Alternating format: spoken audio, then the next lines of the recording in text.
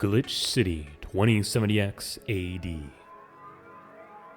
A city that shouldn't exist, a tax haven where corporations and criminal empires reign supreme. In this place, all human life has been infected with nanomachines to keep them in check. Over them stand the White Knights who ensure that a corrupt government's laws are obeyed. Here, brutality in all its forms is an everyday reality. The quality of life for the non-powerful decreases at an alarming rate. For many, this can be overwhelming. Some devote themselves to their jobs, their families, or even their studies. Some look for ways to escape this place, and others just give up. But for many of them, the answer lies at the bottom of a glass.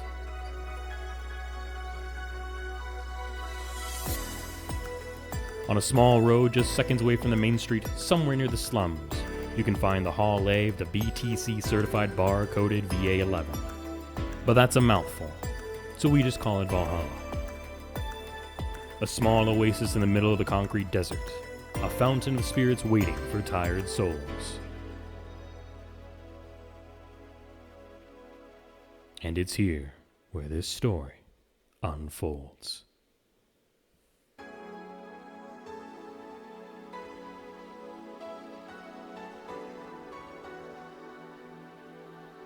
Good morning, guys. How are we all doing? It is another bright day outside. That means it's another day of Daily Va11HallA. We have an interesting one ahead of us today. It's going to be very different from how it is normally, which I'm very excited about. And I'm excited for you guys to see it, frankly. I'm going to stop yapping. We're going to get right into it. This is day 6, I think? It's day 6, right? I believe. I think it's day 6. So, to get some of you guys up to speed, if you guys haven't seen the other episodes, we are a bartender, and we serve customers. We've met some wonderfully interesting people, but things have kind of taken a turn for the more concerning events in the game. So we are reacting to that in the game, and as a result, we are going to be in our apartment with our boss, our manager today.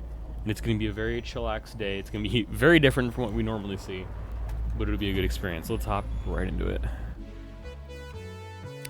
Dana says, "Rise and shine." Good morning. It's 11 a.m. though. That's morning for me on the weekends and any other day. How's everything outside? Asks Jill. Still noisy, but forces have been deployed to take care of most of them at least. How so? The Zaibatsu Corps president is pleading with anyone to stop the rogue White Knights, says Dana. Neighboring city forces were deployed quickly and have subdued most of the opposition. There have also been reports of White Knights just freezing, like they were petrified somehow. You make it sound like some god suddenly decided to put everything in its place. Well, I'm just glad no bullets are flying in and out of the whole building. Sure, there's still some bad apples out, and it's not really safe yet, but it was worse last night. Also seems to be a civilian force lynching any White Knight they spot.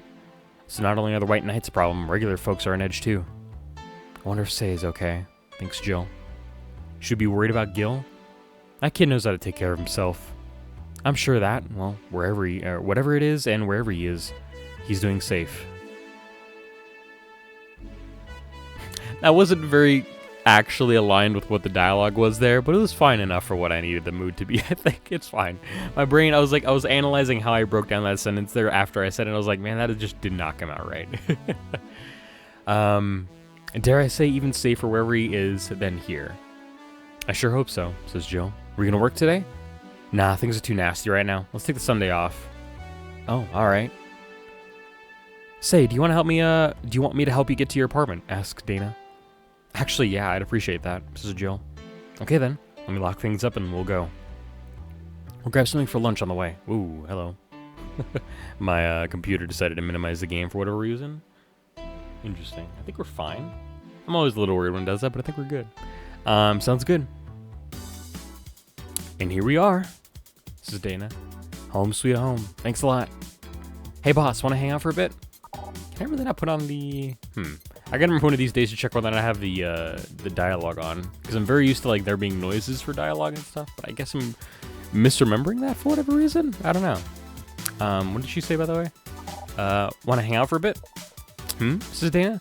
Yeah, grab a beer, chill out for a bit. Mostly to thank you for helping me. Well, I don't have much to do anyway, so yeah, sure. I did tell you should invite me to your apartment sometime, didn't I? Oh, yeah, you did. What worries me a bit is that beer always leads to something else. To more beer, says Jill.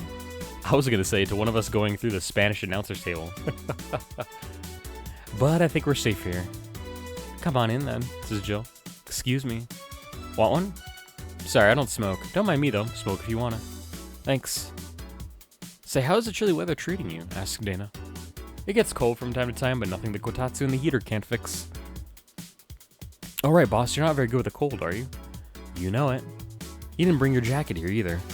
Yeah, I left it at home when going to the bar yesterday. It wasn't that cold, and I didn't expect to spend the night at the bar. Would you like a sweater or something? Whoops, wrong button. Oh, don't mind me, says Dana. I insist. I have this hoodie from some time ago, and it was too big for me, says Jill. Why buy it then? It was dirt cheap. Right. Wait, where did you get this one? Don't know, some flea market ages ago. Why? Nothing. It's just like the one I had many years ago, says Dana. What happened to it? Too much use. It just ripped. I see. You can keep it if you want. I never use it anyway. We'll see, says Dana. Kind of think of it. How old are you, boss? I'm eternally 17, says Dana. Fair enough. 17 plus how much? 17 plus I'd have to cut your tongue if you knew. Did say cut out? Cut your tongue, okay. Alright, says Jill. Let me go change to something more comfortable.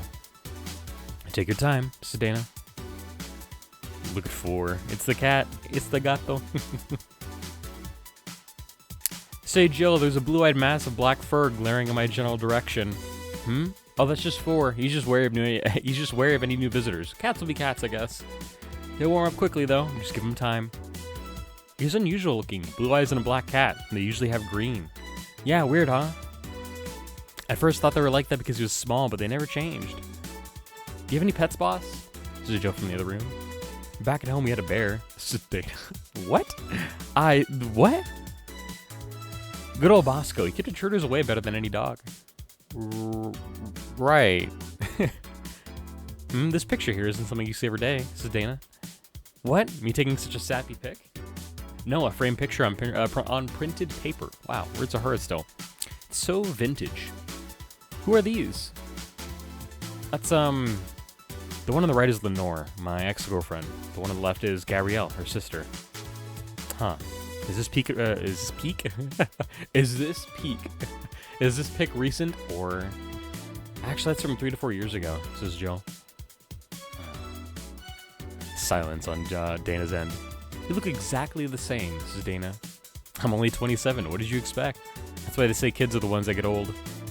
I thought it was recent because you don't usually see people displaying pictures of their exes so openly, let alone a printed and framed one. Did you two break up on good terms then? You even hesitated a bit when calling her your ex.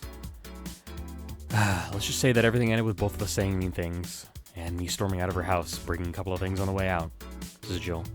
We never broke up formally, and I guess I still have feelings for her. I just went away. Haven't said a word since. Really? It's hard to picture you doing such a thing. You look so happy in the pic. If I ever pick out like this then, says Dana, or asks Dana. I just couldn't get my mind off something that Alma said to me. About missing having the warmth of someone else pressed against your side. Using them as a pillow, mixing your perfume with theirs. Putting your head in their chest, listening to their breathing as I pet your head. Dozing off knowing they're there, watching you, protecting you. I don't know, I felt nostalgic, then miserable.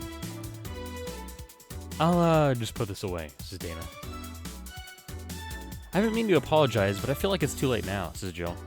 Whenever I go out, there's this fear in the back of my head that I'll meet her in the street. I just don't know if I could face her again, let alone talk to her. I'd be a mess. It's never too late to apologize, Jill. Maybe, says Jill. What's that on the table?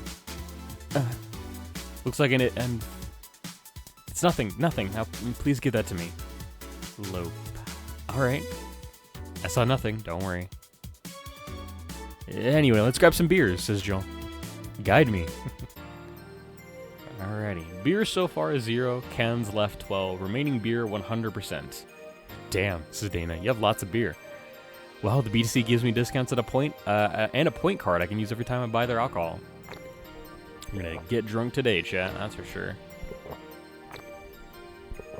But that beer is actually the cheapest drink I can get, says Jill. Even over water? That's kind of nuts. Is there any difference between the drinks at the bar and these? Asks Dana. The drinks at the bar are more addictive, flavorful, and also stronger than the ones they sell in stores, says Joe. And besides, the one in the bar is more of a double IPA. This one is more of a Pilsner. In English, please, says Dana. This one's lighter in color and lighter in flavor. Dunno, it doesn't taste like a lighter to me. Is this one made with that, what was the name of the base liquid used at the bar again? Nutriogenic dichrometrical, wow, okay. Nutriogenic dichrometrical lidogenol, or NDL. It was a supplement or something, right? Says Dana. It was an experimental fluid they created to replace water when the mating kiss polluted water supplies. Delightful. The effects of pollution turned out to be temporary, so NDL never went into mass production. But the BTC still commissioned it for use in bars. And is this one made with it? Asks Dana. Let's see. Yep, here it is. Near the end, NDL and cornstarch. Cornstarch? Asks Dana. Serves as a stabilizer, if I remember correctly. They need it for packaged drinks. I see. I just realized something, says Dana. What? You're a nerd, Jill. Guilty as charged. I still have that bottle of rum somewhere around. Do you want some of it? Will you have some too? Asks Jill. Not really, no. Leave it like that. I'm not letting you drink beer alone. That's not how drinking with friends works. True. Do you consider me a friend then, boss? Why wouldn't I? Says Dana. Don't know. Well, with being my boss and all, I was never too sure. Well, in case you had any doubts, yes, I consider you one of my best friends, says Dana. Besides, you and Gil are always so diligent and responsible that I'm boss in name only anyway. That's good to know, says Jill. On a side note, it surprises me you kept that poster of me in the room. And even more that you hung it in plain sight. When I gave it to you, it was more or less a joke, you know? Does it make you uncomfortable? Asks Jill. If it doesn't make you uncomfortable, why would it make me uncomfortable? It's my own face. I'm still wondering why you did it, though, says Dana. Aside from filling an empty spot on the wall, I don't really know. I thought it was funny, too. I guess it's like if someone gave you, I don't know, a dildo-shaped trophy or something, and you had it there as a conversation starter. Although no one comes here anyway, so it's kind of pointless. What? No steamy nights of passion? Asks Dana. Not since a year ago, I think. And I'd rather not talk about that. Talk about what happened then. Did someone hurt you? Because if they did, I can go dish out the pain, says Dana. No, nothing of this sort. A different kind of mess. Uncomfortable mess. A not being able to have sex for reasons mess. Glad to know you have my back, though, says Jill. That's what friends are for. Wait, you talk about the poster and compare it to having a dildo-shaped trophy. Did you just call me dildo face, says Dana? That's what friends are for, says Jill. Hey, Jill, where did you get that black 4-ball? Well, as with any black cat or house cat in general, he's actually a stray. I found him in the alleys near the building, not long after I moved here, I think. Ah, I see, says Dana. It was quite the sight, though. He was cornered by all these dogs, but they were keeping their distance. He was holding his ground, hissing and scratching as much as he could. There's a fried chicken bucket nearby that had some rainwater in it, so I threw the water over the dogs. They ran, and I figured the cat's mom would be nearby, so I left. Then I noticed people looking in my direction as I walked. Turns out the little shit started following me. So you brought it home, says Dana. At first, I wanted to see if I could find him a new home, but having him welcome me whenever I came back was just too much for my heart, so he ended up staying. It was destiny, girl, says Dana. Cat distribution system at work. When he came, he was so cute, though, not like that fat mess that's sleeping on the table.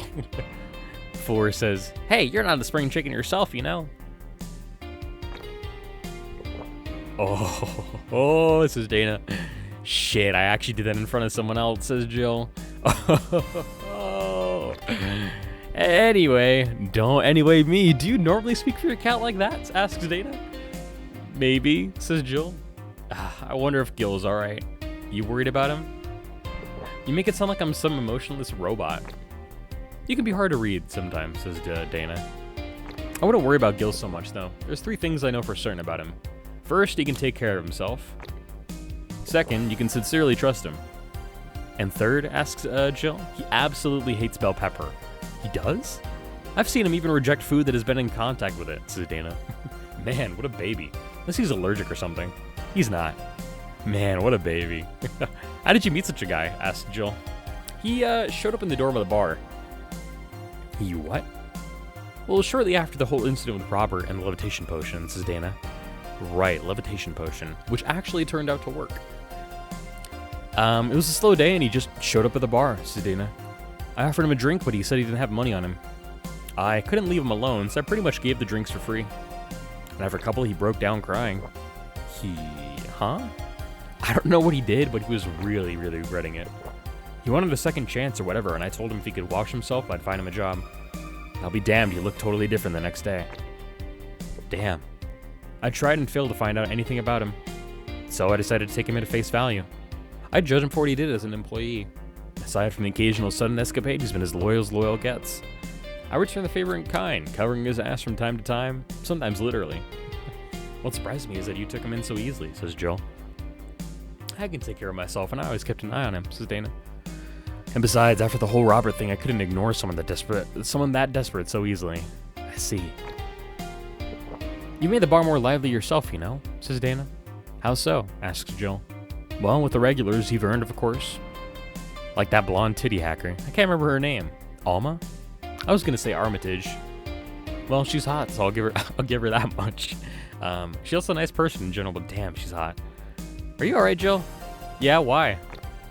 It's weird to say you so openly that someone's hot. What, even you could see she has a hot body, boss.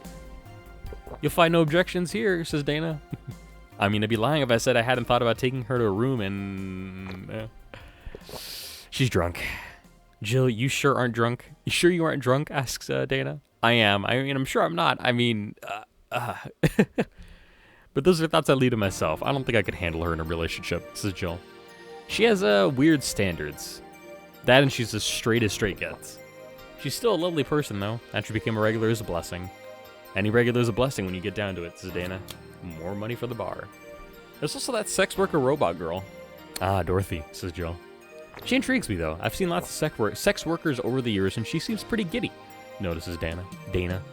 It's not that she likes her job, but rather that she takes to it with such childish excitement. I've kind of noticed that too, but then again, Lilum can be weird, says Jill. You think? Says Dana. Lilum operate in some really foreign logic, notices Jill. I mean, they don't really share our fear of mortality. Even if their bodies are destroyed, their minds are already backed up in the collective source. If they lose an arm, they can reattach it or replace it. Depending on the circumstances, they might not even feel pain at all. It's not like they haven't attained human-like emotions like fear or love, but they are different. Like a different culture, if you must. I didn't see it that way, says Dana. Aside from that, Dorothy is a DFC-72. It's a social interactions model or something, says Jill. Lilum get positive reinforcement straight from their bodies if they're fulfilling their main purpose, so... I'm guessing she gets a built-in push whenever she's in a meaningful or challenging social interaction. Interesting, says Dana.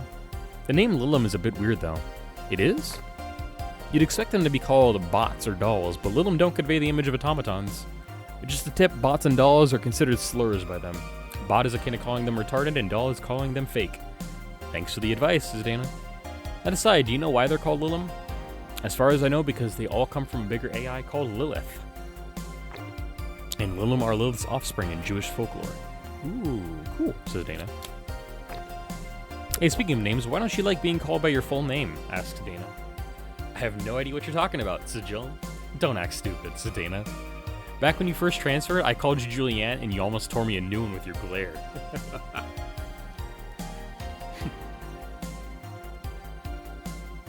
I feel like Jill giving somebody a glare is the only time Dana has ever been taken aback, or what's the word I'm looking for? Stunned, I guess is the word I'm looking for. See? Like that, says Dana. It's no big secret, but it's one of those things that feels silly when you say it out loud. Try me, says Dana. Well, did you ever watch Model Warrior Julianne? Says Jill. Not all of it, but my little sister's a big fan of the reruns, says Dana. Back when I was in elementary school, I was a huge fan of the show. I had everything from the dolls to the costumes to the lunchboxes. It didn't help that it was one of those shows that got strapped literally everywhere. I saw a couple of episodes once. They were really nice, says Dana. It was beyond nice. The show's about a model who can transform into an armor-clad magic knight. She fights demons born from greed and vanity. How the show presented Jules hating her job because it invited enemies, and yet still found solace in trying to be a role model. Hell, the main character wasn't a kid. Julianne was an adult that became younger when transformed. I'd say it was a pretty ambitious kid show. Even by today's standards, says Jill. Just the fact that our enemies were literally issues dealing with beauty standards of body image. Challenging as fuck. Whoa, you got excited there, says Dana. And that is the problem. Back then I was obsessed with Jules. I sang the songs, dressed like her. I could even recite full chapters. Something tells me you still can, says Dana. That's beside the point, says Jill. It's nice when I was in elementary school, but then I went to middle school. And what a surprise, tweens are jackasses. They went out of their way to tease me about the things I did back then. I don't hold it against Jules, I always hold my grudge against those fuck jobs. Sounds rough, says Dana. You know how most girls worry about their thighs that age? I worried about jerkasses singing the theme tune of the show, mocking me. Anyways, everyone, every time someone calls me Julianne or Jules, I instinctively react negatively. Pavlov would be proud of me. I never talk about it because I find the whole thing too silly in retrospect, says Jill. And yet it affects you even today. There's nothing wrong with it, though, says Dana. It's actually kind of reasonable. I sure hope so, says Jill. Come to think of it, what kind of kid were you, boss? When I was a toddler, I was the kind to always fight kids with bigger... Fight with kids bigger than me, says Dana. Then puberty happened, and I became the Merriam-Webster definition of shallow jerkwad. Around the time I turned 16, I realized what an idiot I was and went on to who I became today. And the less talk about those years from 12 to 15, the better. Fair enough, says Jill. Say, boss, how do you like them men? Dana says 2D, husbandos. 2D, asks Jill. Yeah, I don't mind anything as long as that thing is cute or 2D. How about you? Back in high school, I liked them funny, says Jill. In college, I liked them successful.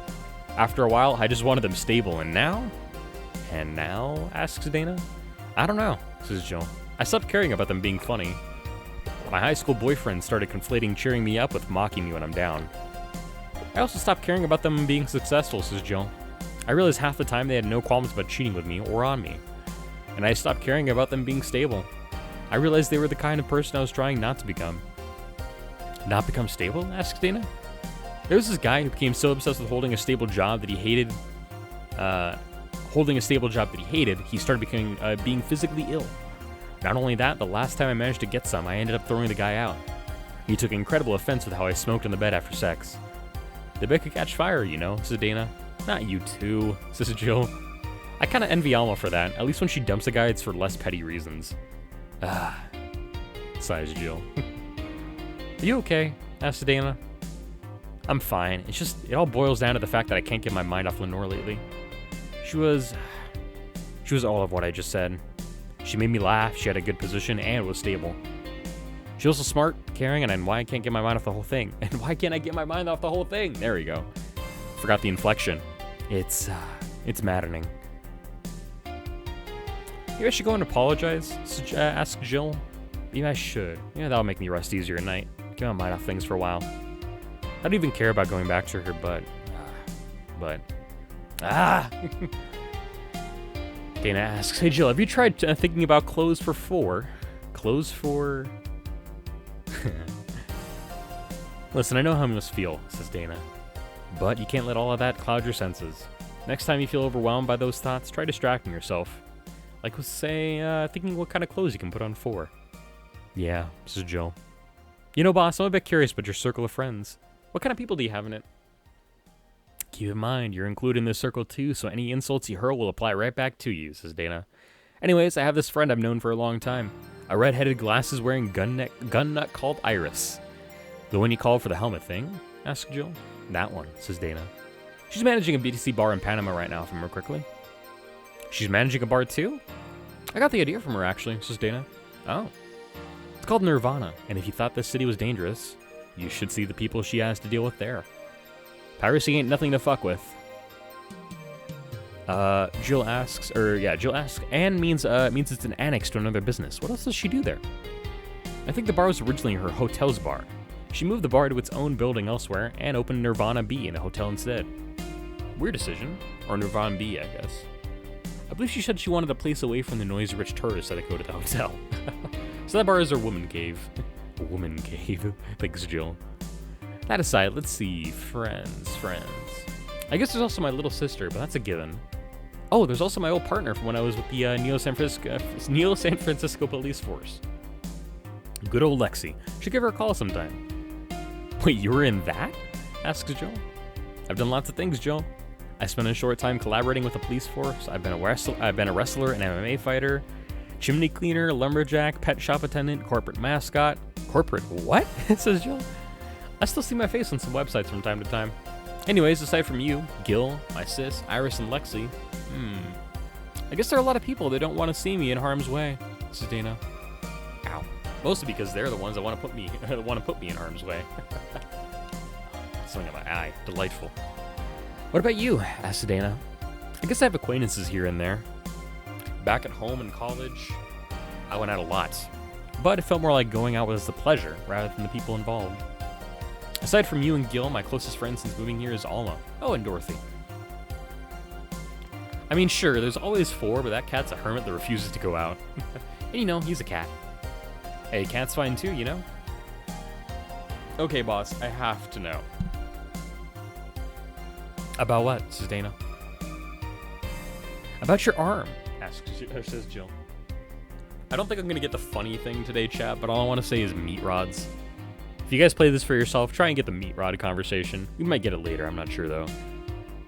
I'd rather not talk about it, says Dana. Come on, I want to know how you got it. Fine, says Dana. Yeah, says Jill. I had to use a couple of favors to get it. I accepted no less than state-of-the-art tech. That's how I got it, says Dana. Ah, that's technically correct, but come on. Why do you want to know how I got it? Asks Dana. I just want to know more about you, says Jill. You're always so cool and awesome, and I don't know. Can you at least tell me if it does something cool?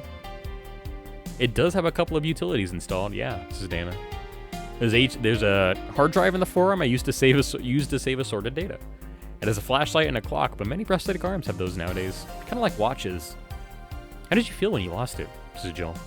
To be honest, I was sad, but I was also satisfied. Yeah, I lost my dominant arm, but its sacrifice helped a bigger purpose. If I had to lose another limb to accomplish such a thing again, I'd totally do it. But of course, I just hope it doesn't come to that ever again. Now you're just teasing me, says Jill. You'll hear nothing else from me, young lady.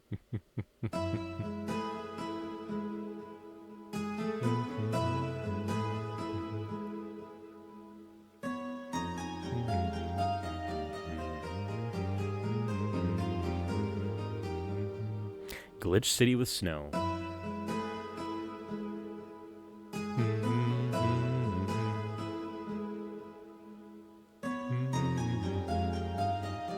Capítulo 2. Amarga.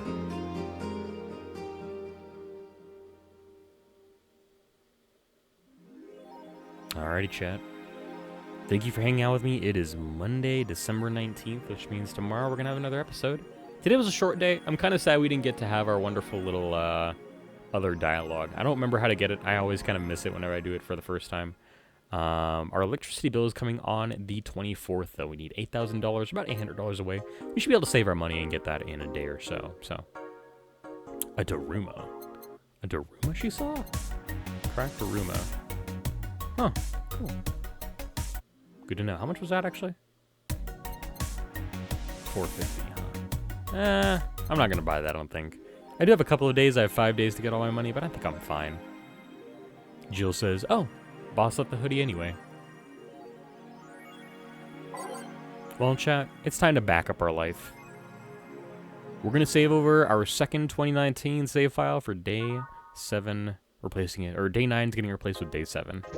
Guys, I want to thank you guys for being here. I hope you guys enjoyed this one. I really highly encourage people to play this game. It's specifically for that conversation you have with Dana, because it's a lot of fun. You get some fun little different dialogues depending on how drunk she is at certain times.